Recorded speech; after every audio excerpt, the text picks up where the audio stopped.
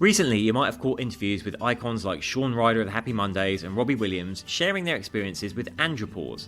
It's great to see high-profile figures discussing this condition, as it affects countless midlife men and their loved ones. But here's the thing, Andropause isn't limited to rock stars. This often overlooked condition has been under-researched, with estimates suggesting that 20 to 25% of men may experience symptoms of low testosterone. In this episode, we lift the lid on andropause and give you some actionable pointers to start dealing with the symptoms and start having conversations around it.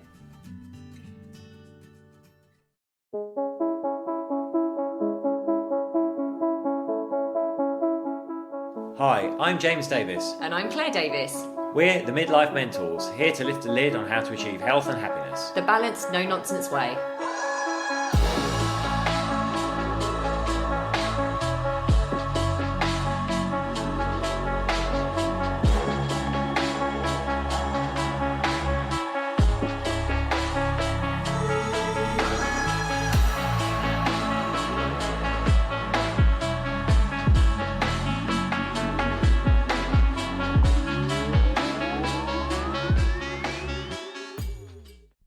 Hello and welcome to another episode of the Midlife Mentors with me, James. And me, Claire. We're very sorry. We haven't been getting these out as frequently as we normally do.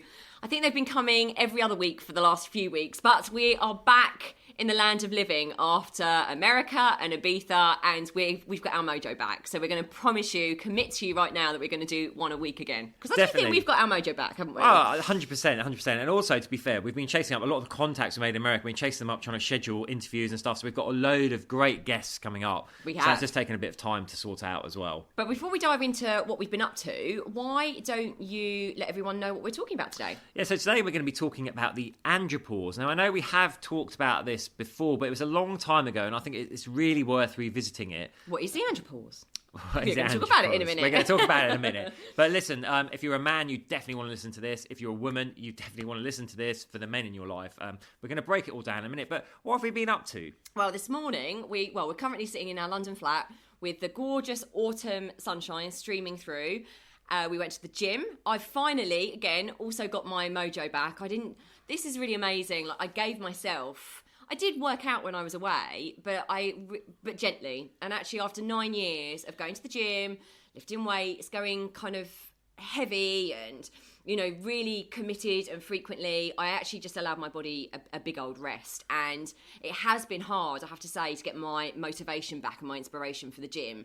But I'm pleased to inform you all that this week it has come back. So I do feel a lot more like myself again. It is nice. When you're out of your routine, we say this all the time, it does throw other things out as well, actually. So kind of going to the gym, getting my motivation, my confidence back in the gym is positively impacting other areas of my life as well. So we did that.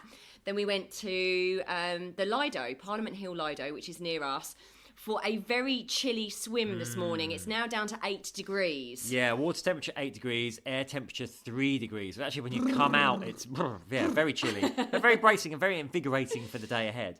Yeah, and then what else have we been up to? So we DJ'd. We DJ'd again. So you may not know this, but we're DJing as a couple now. We play classic house. We're out and about in London. And this comes from me. I used to DJ back in the 90s. Back in the day, I thought you were going to say. So I used to, travel around London with my record boxes, massive big record boxes, all turntables and vinyl, playing in clubs and bars. You can imagine, can't you, listeners, what he got up to back in the day in the 90s. But then it all went digital, and I kind of didn't continue. But then Claire and I thought it would be really fun, so we found someone to basically take us through the basics of the digital setup. We got our own little Pioneer XZ, which is an amazing bit of kit. We practiced away, and we just played our second gigs. We did like a 3.5, almost 4 hour set at the local pub in the afternoon. That was great. All classic house. It was amazing. They've asked us back for another one. So December the 2nd, if you're around in Primrose Hill, if you're in London, full stop. It's also my birthday, so feel free to bring gifts. or just buy me a drink. Yeah, it is his birthday, so bless him. And then We've done our series of talks at Soho House. Well, actually, we haven't. We've done another one of those at Soho House. That was a great one. That was all around midlife hormones. We've got another one coming up next week, all around midlife libido and relationships. So we're hoping people are going to, we've been booked out. So we've actually had a waiting list on the other two. We're hoping this one's going to have a waiting list as well. But we do know that this might be a slightly uncomfortable topic for some people. So listen, if you're in London or around London, please do, if you can, join us. Obviously, Soho House is a members only club, but we are allowed a few guests here and there. So if you would like to come and you're not a member of Soho House, then just ping us an email. We're going to get an influx of emails now. Ping us an email, first come, first served. But yeah, we're doing that.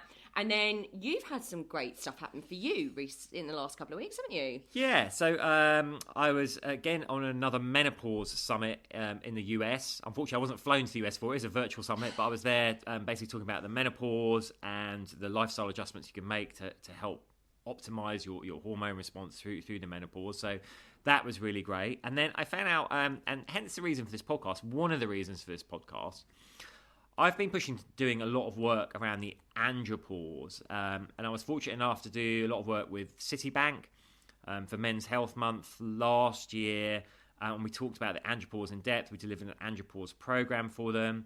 I've talked about the andropause in other organisations as well.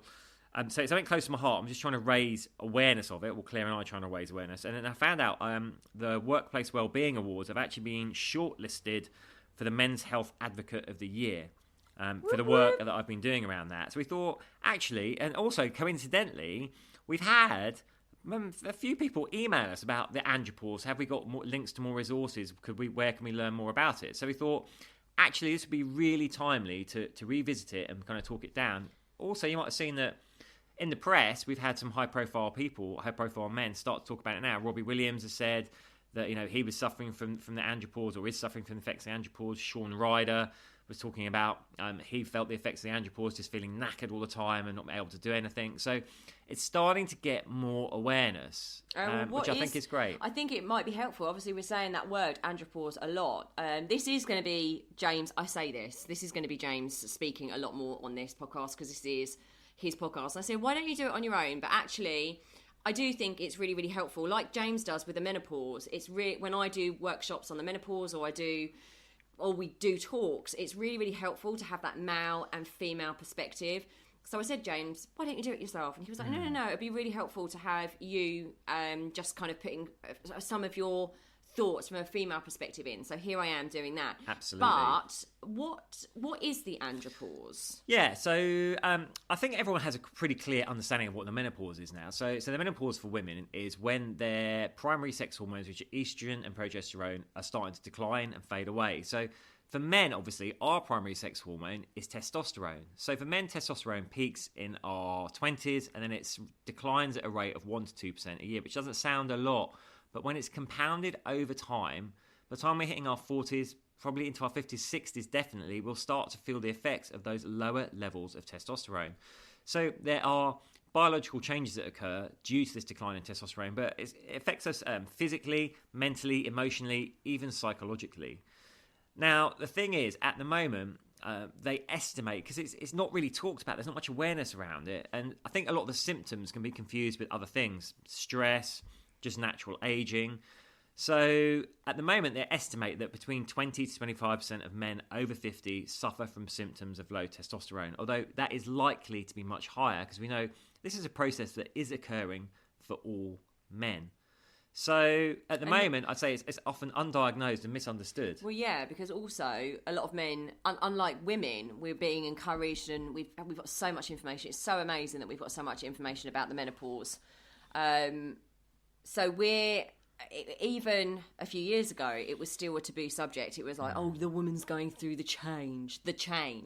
And I know for my mum's generation, it was one of those things that wasn't really talked about. They just got on with it. But we are now seeking help. We're now talking about it a lot more. This is amazing. But those stats for men are only the ones that are kind of talking about the fact. Exactly. So, I mean, I feel like we're probably, with the andropause, probably where we were with the menopause 10 to 15 years ago. A lot of doctors won't recognise it. Yeah. The NHS doesn't want to prescribe, TRT for it. Their marker for low free testosterone is so low that, you wouldn't really be functioning properly.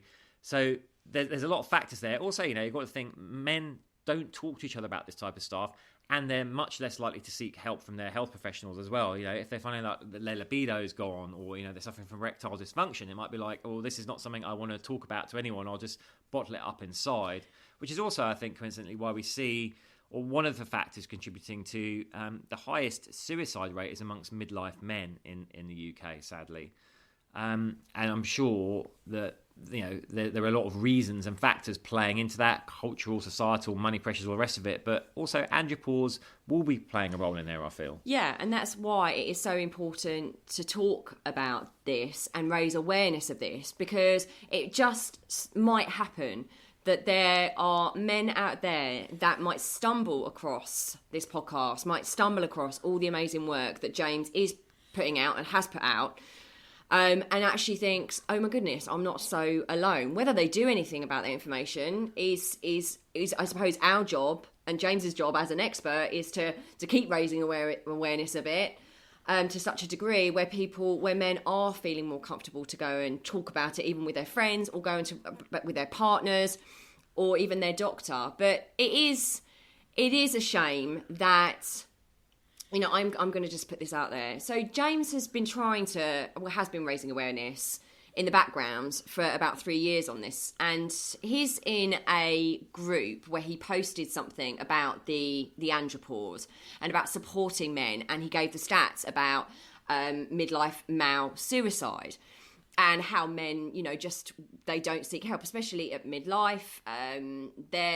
Their social network gets smaller and smaller. They're reaching the age where they're going to retire. There's this whole feeling of who am I? What do I stand for? It's their self-identity starts to shift and change. But he put this post in the group about supporting men and calling it the andropause. The women in that group just absolutely annihilated James, and that made me so angry, so cross, and so sad, because it's not an either or. I believe that as women, we should be supporting men talking about stuff like this, because it's not a competition. Talking about the andropause doesn't take anything away from the menopause. It's a joint thing. Actually, why can't we support each other? So that's why I'm here on this podcast as well, and this is why I will go to any length to support what James is doing and to support men at this time of life, because for me, it's a really heartfelt led thing that I really, really want to raise awareness so that men aren't suffering in silence so much. And I think it's so important because we still do have, I think, a culture, particularly in the age group that we're talking about, 40 plus, 50 plus, men should be strong and silent, don't talk about things. And we know from all the research that men are likely to have much smaller social networks than females. They're much less likely to seek help from health professionals. So all these contributing, I think when andropauses are playing a part, it's affecting men physically. So let's talk about some of the symptoms. But the physicality, a lot of men will define themselves by their physicality and their kind of energy levels, and those start to wane. So that can lead to all kind of psychological pressures. Of course, if you factor in things like, libido drops and things like erectile dysfunction as well, that can have a big impact psychologically. So symptoms are fatigue, reduced libido, erectile dysfunction, difficulty concentrating, mood swings, particularly like low mood and increased anxiety, maybe even tipping into depression. On the physical side, you may most notice increased body fat, particularly around the waist area, on the belly, reduced muscle mass, reduced strength, obviously with that, and diminished bone density. So you start to feel like you're getting quite sluggish. You might have difficulty concentrating, your energy, your drive is gone. And of course, like Claire's saying, if you're in a relationship, whether that's a same-sex or heterosexual relationship, and you're not open and talking about this with your partner, you can start to see how real problems could start to develop if both partners are experiencing similar things at the same time, but don't know how to understand what's happening to themselves, but communicate what's happening. It can really start to drive a wedge. And of course, the impact isn't just on relationships, on career as well, because if focus on confidence and productivity are dropping, men might start to feel that they're not as valued in the workforce. They might start to think that it's the time to leave when actually they've still got a lot to give. So I think we need to understand what's going on here. And then obviously there's an impact on relationships as well, where it's going to impact intimacy unless we can open those communication channels and start having the conversations. There's a lot of studies showing that low testosterone levels impact cognitive function, so memory and concentration goes as well. I think it's been quite a standing joke in the menopause about the memory lapses, forgetting things, all that. But the same thing happens to men as well at this time of life. One thing I will say is, a lot of these symptoms can be from other things. So if you are experiencing some or all of these, do go and see your health professional and get checked out, because you don't want it to be something else that potentially is as or even more serious.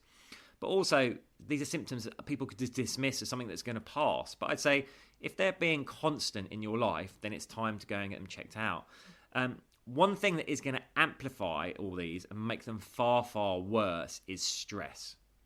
So stress, when we release cortisol, it's going to negatively impact. We've talked about this loads in stress on other podcasts, but cortisol is basically a negative amplifier for all the things we don't want. It's going to make us store more body fat. It's going to break down our muscle faster. It's going to increase our anxiety. It's going to increase our low mood, decrease our serotonin levels.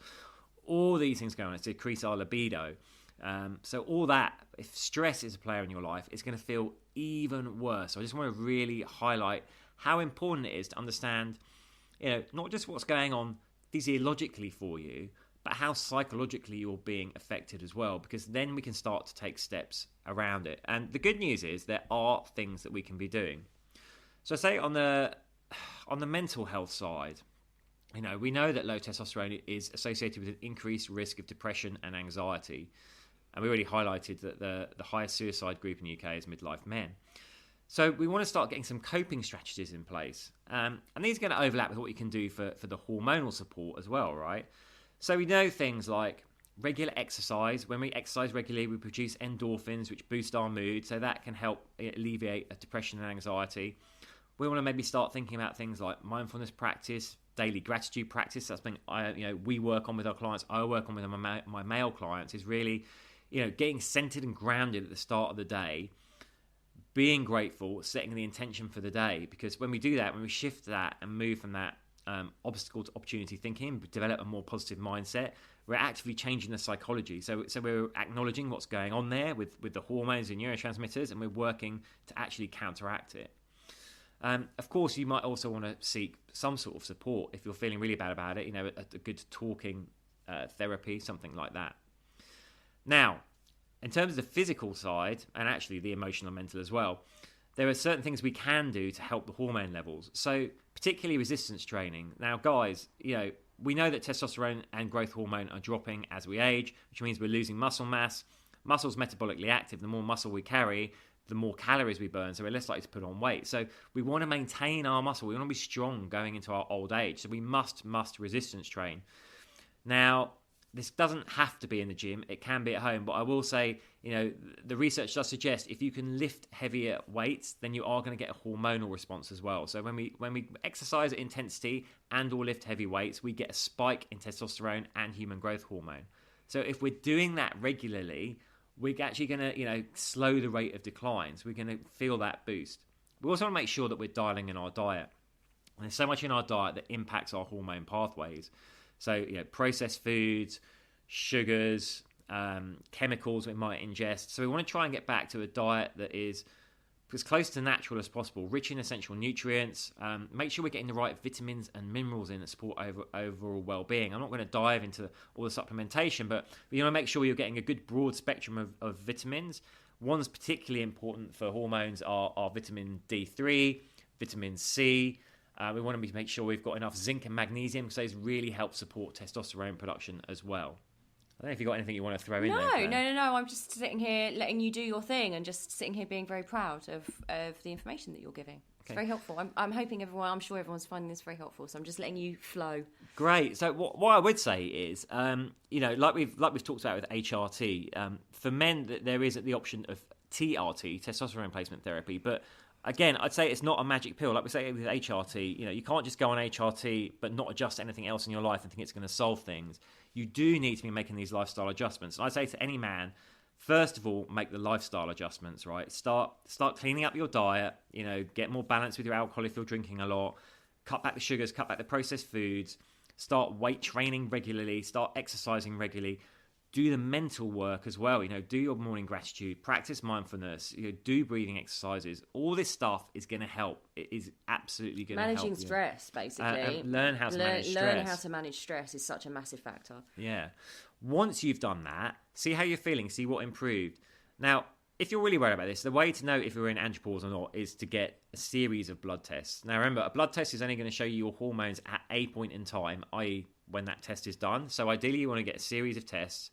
And with testosterone, we have our total and our free. But here's the thing about testosterone. About 98% of it is bound up. So it's the free we want. Only 2% is free. And it's that free one that matters. If it's too low, that's when we might want to consider testosterone replacement therapy. And this is super popular now in the States. I would say it's verging on being oversubscribed, though. Obviously, when it's private, there is an incentive for doctors to prescribe it because they're making money from it.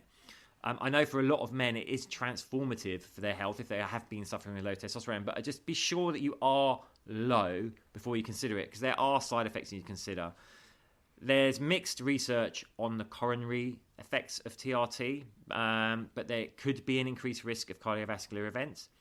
There's a potential risk to prostate cancer. There's a risk of blood clotting. And the main one to consider is whether you still want to have kids, because once we start using testosterone, inputting testosterone ourselves, we effectively shut down our own testosterone production. I don't think many people know that. No. So for women, it's quite clear cut. Their estrogen and progesterone is going, so it makes sense for them to go back on it. Our testosterone is going, but at the point we start putting testosterone artificially into our bodies, i.e. not our own, we're going to shut down our own production. So that's something really to consider. There's other issues, there's other side effects as well. So I just say, if it is something you want to know about, go to a doctor. I would advise not going to an NHS doctor, just simply because they're not educated on this at all. And their markers for low free testosterone, like I say, are so low that you would definitely be in a bad state if you were there already. So if you can, go private on this. And that's nothing against GPs. They're general practitioners. They've got so much to cover. And we do know that for the menopause, that they only have like an afternoon actually in all of their training when they talk about menopause. So talking about andropause it would be completely alien to them. It's not their fault. They're not taught this stuff. We're actually menopause practitioners and have gone through a lot of information to be able to support people through the menopause and the andropause. I mean, it is amazing now the way it's being spoken about and talked about. But like James said, I think we're at where the menopause was about 14 to 15 years ago. Yeah. And hopefully we will raise awareness. It is encouraging to see high profile people start to talk about it and for it to be reported in the press. So, I'm continuing to press on and soldier on. I'm just going to throw it. It's just come to me. Listen, I haven't made it yet, so I'm making a rod for my own back here. But if you're listening to this and you want more information about the andropause, drop us an email. I'll put together some sort of short sheet on it of some of the key facts and some of the things you can be doing, some of the lifestyle adjustments you can be doing. I'd say my final point on this is just about the importance of being open and being vulnerable, which I know for men is really hard. But I just want to say vulnerability is a form of strength, right? We've been taught to fear it. It's actually a form of strength. If we can get this conversation out in the open and start sharing it, we can save lives, and that's not being dramatic. We can actually save lives. This is Men's Health Month after all, so let's start talking. Do feel that you can have that conversation, with one friend, two friends, see where they're at. You'll be surprised. Like so many men are suffering with this in silence, or even sometimes they don't know that it even exists. But let's get the conversation out there, speak to your partners about it, talk about how you're feeling. So once we get it out in the open, we can start to find solutions for it. Yeah, and I would say to the women out there, woman to woman, if you notice some of these symptoms, some of these things in the men in your life, partner, brother, it doesn't matter.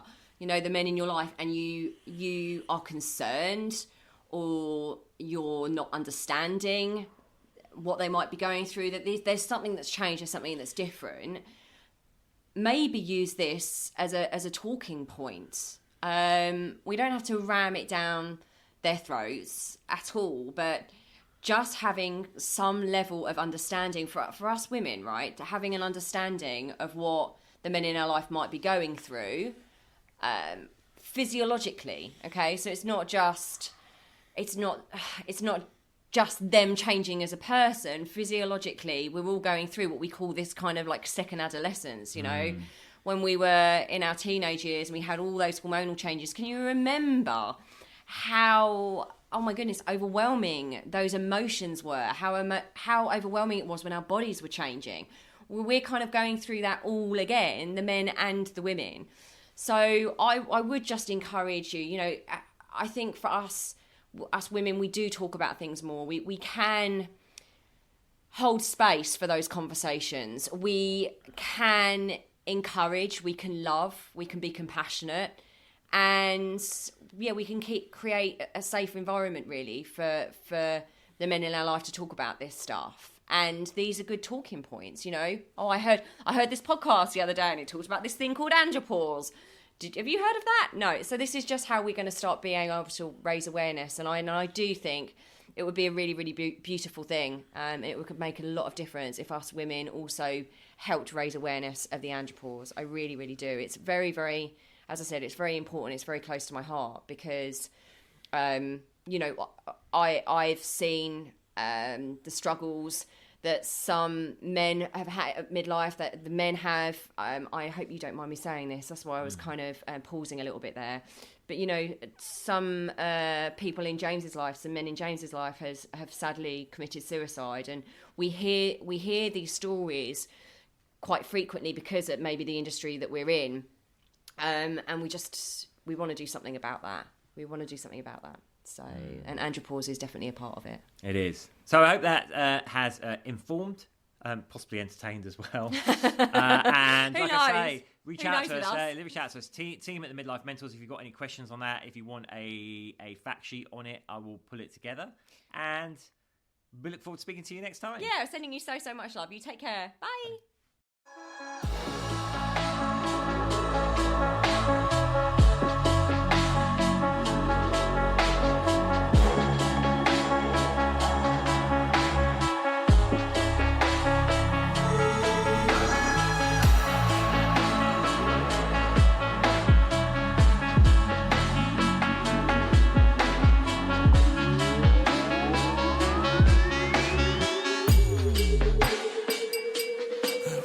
Yeah. You've been listening to the Midlife Mentors with Claire and James Davis. Yeah. We'd love to hear from you. So drop us a line at info@themidlifementors.com with any questions or topic suggestions. And make sure you join us on our Facebook page and YouTube channel. You can find us under the Midlife Mentors. Yeah.